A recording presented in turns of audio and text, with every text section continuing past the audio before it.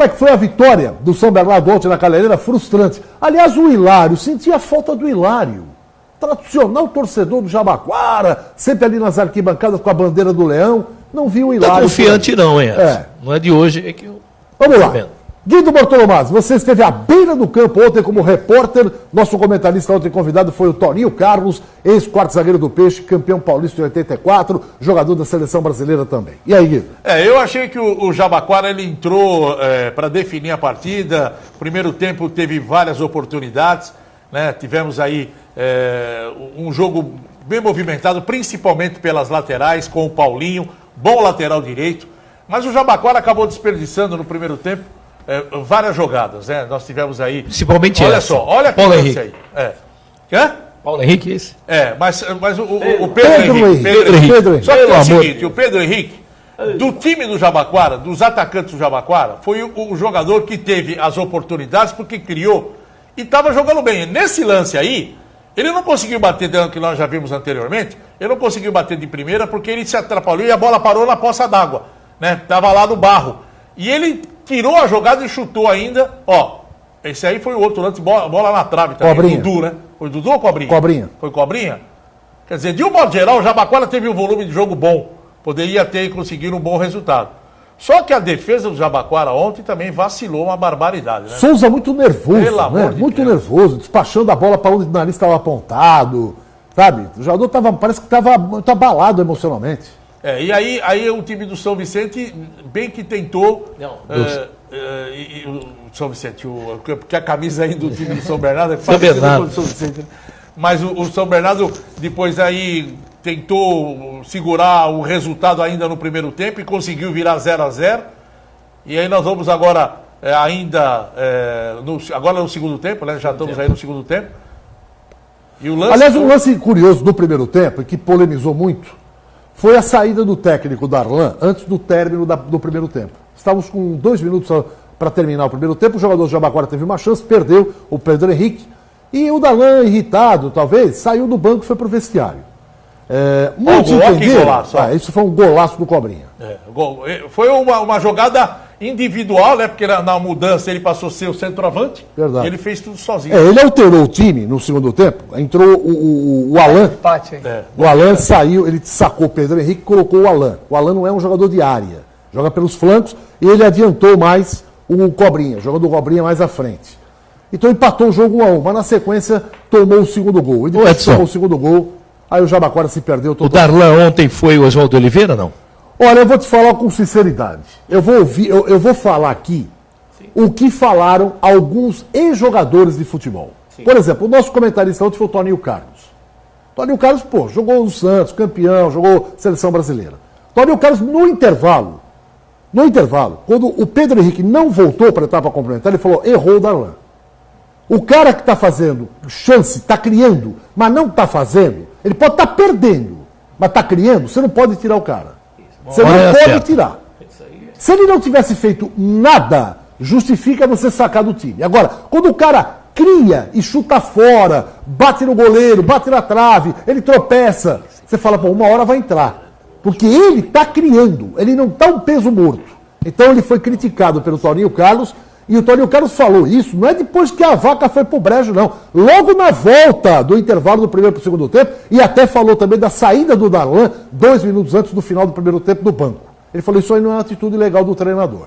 Gilberto Costa jogou no Santos, no Atlético Mineiro, Internacional, Corinthians, foi campeão pela Inter de Limeira. Gilberto Costa falou a mesma coisa. Não foi uma atitude legal do Darlan sair do banco 2 minutos antes do final do primeiro tempo, porque o jogador perdeu o lance lá. Essa foi uma atitude que eu acho que ele foi criticado por todo mundo. Por todo mundo. Ele não é o Vanderlei Luxemburgo ainda, exatamente, né? Ele não é o seu Vanderlei, né? E a outra coisa que o Gilberto Costa também falou, que ele mexeu errado no time. Falou assim, olha, eu como ex-jogador, observando, vou lá, vejo, pode ser a minha opinião errada, mas eu acho que ele também foi muito infeliz na substituição que realizou. Porque essa atitude que ele tomou, quando o Pedro pegou a bola, esse lance, que foi o último lance que nós vimos, que ele dominou, e na hora que ele ia bater, não conseguiu, ele deu um tapa na bola e chutou, o goleiro fez a defesa, foi uma jogada perigosa, ele não perdeu o gol, o goleiro acabou fazendo uma bela defesa.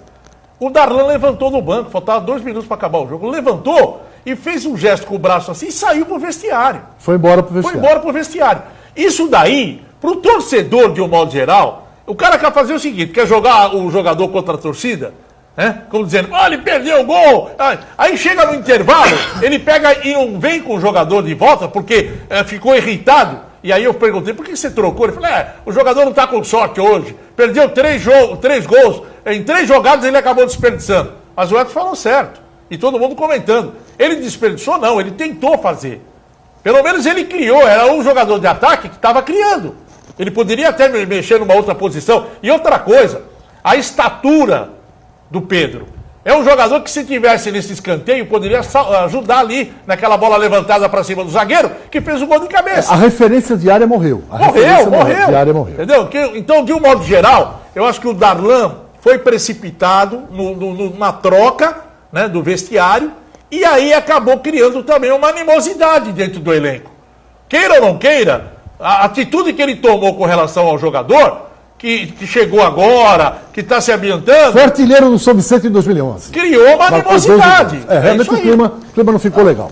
Só para a gente fechar, Luciano, antes da sua opinião, se terminasse ontem o campeonato, os 3 melhores quartos colocados seriam o Bandeirante de Birigui com 10 pontos no grupo 1. Está em 4º lugar com 10 pontos, hein? No grupo 3, o Pirassununguense tem 9 pontos. E o grupo 4, o grupo 7, o São Bernardo, que está no grupo da Portuguesa Santista, do Jabaquara, com 9 pontos. Então a situação do Jabaquara é dramática. Para fechar, Luciano. Não, eu acho que se cometeram erros ontem, né? Inegavelmente. Mas acho que essa semana tem que colocar a bola no chão, colocar a cabeça no lugar. O Darlan tem competência para isso. Tem que acertar o time. Vou falar uma coisa aqui, tem que ganhar domingo. Vai ganhar de São Vicente, não é isso? Tem que ganhar de São Vicente, porque o São Vicente está fora mesmo. Não que o São Vicente vai entregar o jogo. Mas o Jabaquara tem condições, sim, de chegar lá, em Mansueto Perotti, fazer uma boa partida e ganhar. Tem que passar, tem que conversar com o elenco, acalmar, olha, nós temos chance, eu errei, você errou, ele errou, vamos juntar aqui as forças, vamos ganhar domingo. Porque se a gente ganhar domingo, é domingo 10 horas da manhã, não é esse jogo? Domingo 10 horas. Então, primeiro jogo deu Jabaquara 2-1. Se a gente ganhar domingo, nós estamos classificados.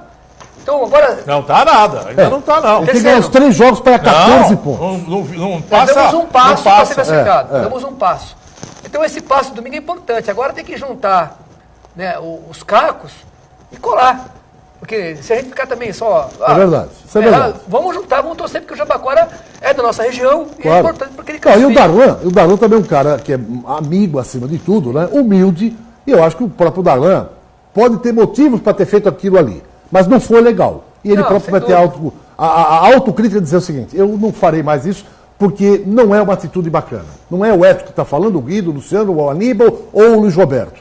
Ex-boleiros e grandes ex-jogadores falaram, isso aí não se faz. Então o Darlan, que está começando uma carreira e parece promissora, eu acho que tem que reciclar um pouquinho nesse aspecto. Vamos fazer o seguinte, uma pausa e daqui a pouco a gente volta. Segura aí.